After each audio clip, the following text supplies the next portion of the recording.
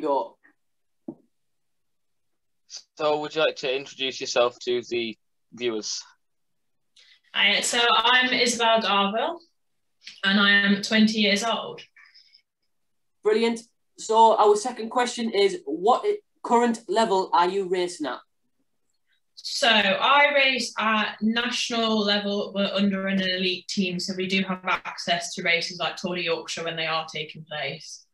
Also quite a high level then. Yeah, so we're not quite UCI, but we do get access to the higher level races within the UK. Oh, brilliant. So what's the name of the team that you ride for then? So I ride for Team Boompods, which is an elite women's cycling team within the UK. So they are pretty like local to where we are. So we're from like obviously up north. Whereabouts are you from then? Are you up here or?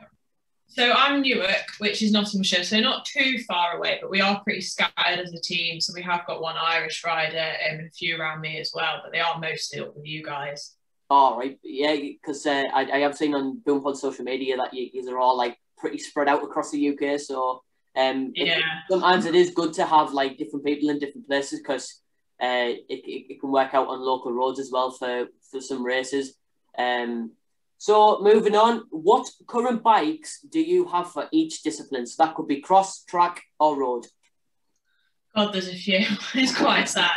So for the road, it has been the Canyonera road and my Fondrest.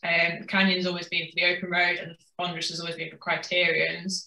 And I have now just bought the Trek Madone as well, which will go for the open roads as well, and a few crits. So I've got 3 for the road.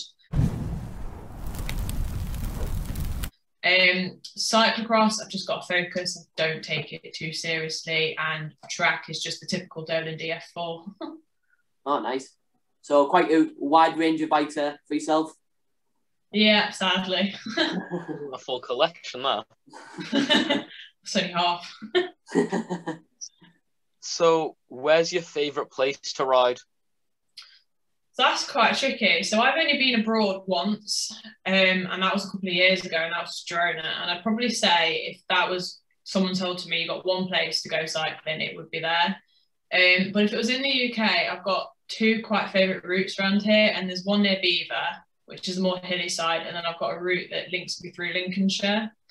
But I quite like keeping things mixed up. I don't like doing the same thing over and over and over again. Yeah.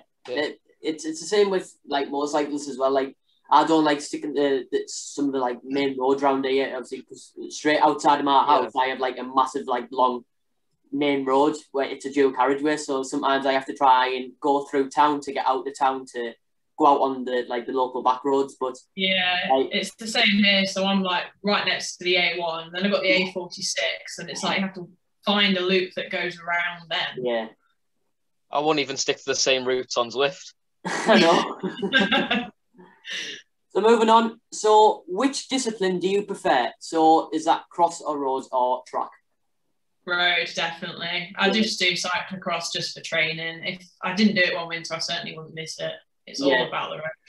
Yeah, probably. I only like road, but I don't like getting dirty. That's the one thing I don't like. I don't even like going out on the road and getting road salt on me because I just don't see the enjoyment of it. So. No, Track's the cleanest. Yeah, definitely. So what's your biggest achievement in cycling? So I'd probably put it between 2 races, which both happened in 2019. I'm getting the right year now. So that would be the National Crit Champs, where I came 12th, and it was at one of the highest fields in the racing. And that and Barnsley National Criterium as well. So I'm quite a criterium racer more than open road, but both of them I got within, well, Barnsley I got within the top 10 at a national level, which is what my achievement and aim was for that year. But it's between both because both were such high level races. Yeah. I think like most people want to achieve like a certain goal, and I think you've probably achieved yours by doing that many races. Because obviously with your last team as well, I have seen on your social media that you have done a fair bit of racing, and that you have been in loads of different places in the UK to race. So it's a big achievement there to do. So well done for doing all of it. It is a great achievement. So moving on, this will actually lead into the 8th question. What do you want to achieve in 2021? But I know COVID has a lot of restrictions on us. I know they're trying to uplift many, and hopefully we are going to start some TTs very, very soon. So what would you like to achieve in 2021? Oh, firstly, just to be able to race would be nice. Yeah. Just one race. I don't really put like aims in for the year as a whole. I don't say to myself, oh, within the year I want to hit that. I kind of look at my calendar and think, well, for that race I want to at least finish top 10, or I should be in the top 20. I'm not someone that like sets a whole year goal with my coach. We kind of just do it race by race, because if you take me to somewhere that's like Rydell or something, my target is just going to be just finish. Where if it's at a criterium, I want to be in that top 10. So it really varies. I just do it race by race and what that terrain's like. Yeah. Yeah. So what made you start racing? Oh, wow. So it literally happened at primary school, where the Go Ride coach came, and a few of us just got selected, and then I went to it and they said, oh, I think you should join your cycling club. And I did one race, and then that was it. I just got hooked. And you always think and watch people and think, oh, why have they got all them bikes and everything? And then soon you don't know it, but you're just one of them. And it just went from the next thing to the next thing, and you just become addicted. But it was nothing planned at the time. I was a horse rider. Next minute, on the bike. Totally different then. Not cheaper. I thought it would be. So what advice would you give to women riders who want to start competitive cycling? So I'd say just go for it. Don't be held back by the fact that there's that main hover over cycling cloud that it's a male-dominated sport, but it's really not. Like the past 3 years, women's cycling has just hit a boom, and like my team BOOBPODS, it's a women's like team ran by women for women, and there's plenty of support out there. But just go for it. Don't be held back by this cloud of it's a men's sport, because it's not anymore. Yeah, I totally agree with you. Like a lot of people have actually come up to me and said, well, like it is a man's sport, and I'm like, well, no, it isn't. It's open to a wide range of opportunities. It is open to women. It's open to anyone. Like if you want to do it, do it. Like that's my personal view. Like what I always say is, when you turn up to a race, there is always a women's race. There will never just be men's. There's always a women's team, or there's always a women's race. No matter what, it's the same in any sport. And even if it's just like a men's only race, you'll always find that there's at least 1 or 2 women in that race anyway, like I do sometimes. But when I started 11 years ago, it has come on so much. Like you wouldn't think that there'd be like Tour of Yorkshire parts, and like even look at Tour de France with stages in that. But just go for it, because it's just an equal plane now almost. Yeah, I mean, in recent years, there's like been a lot of different things started. Like there's been a women's Paris-Roubaix. There's been a first junior women's cyclocross World Cup this year. Sure, it was only 1 round, but it happened. But like, and even the local races at the start of 2020 went from having like one or 2 women in to having like 7, 8 women in. It's a lot more competition now. Yeah, it's come up a lot, and even prize money, it's almost just become equal. I mean, in like my past team, they've managed to get the hill climb results and equality there as well. But it's almost at a complete equal playing field now, which is lovely to see. Yeah, definitely. So, like at the moment, with it being off season, what does your weekly training consist of? So it's kind of always around the same. So either a Monday or Friday is my day off, if there is going to be one that week. Tuesday or Thursday at the moment has been Swift racing, just to keep the motivation up, and it's quite a good use of training as well. Wednesday is always a 2-hour ride. There's no efforts in there. It's just a nice 2-hour endurance race. If there isn't a Zwift race or a Zwift ride on a Tuesday or Thursday, it is efforts. So it'll be like sprints and intervals like that.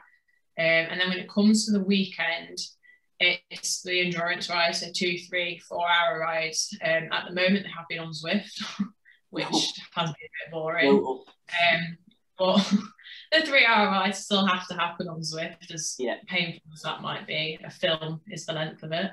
And Sunday's endurance will have like 20-30 minute efforts in there, whereas the Saturday will just be the ride itself. But it's pretty much an even playing field. It's just switching about the days. Brilliant. So this is our final last question, and I'm actually really looking forward to asking you this question, because we have had recent people on the channel as well who we've just done an interview with. We have just done Joe Wilson from Ribble. So we asked him the same question. How has COVID affected you as a person who competes at a high level? So I'd say there's like two sides to it, really. Like, there has been a negative impact and a positive impact. So the positive side of it, I guess, is that we've had a lot more time to dial in on our training, find our weaknesses and build on it. Whereas the negative side, I say, it's like when you talk to your coach, it's like, well, where are we? How far away are you from racing? And nobody knows the answer. And we still don't. So it's hard to think, oh, well, in 2 months, it's fine because I'll be racing. There's nothing really to aim for. So it is hard to keep that competitive mindset and a strong mindset throughout it. But it's not all been negative. Like, some people have found it. There has been that positive side of, well, you can start to see the enjoyment of it again. There's no pressure. Like June last year, it was just enjoy it. Just go out on your bike, enjoy the warm weather, and don't feel pressure. But I suppose it can take two sides, but it's not been all bad. Yeah. Right. Yeah. Brilliant. So that is us done. Thank you for coming on. You are one of our first women riders who we have interviewed. So we are really happy that we have got you on, and well done. Well done for achieving all them goals. Hopefully that we can see you at some races at some time. But thank you for coming on. I've really enjoyed listening to your story. No, thank you very much for inviting me.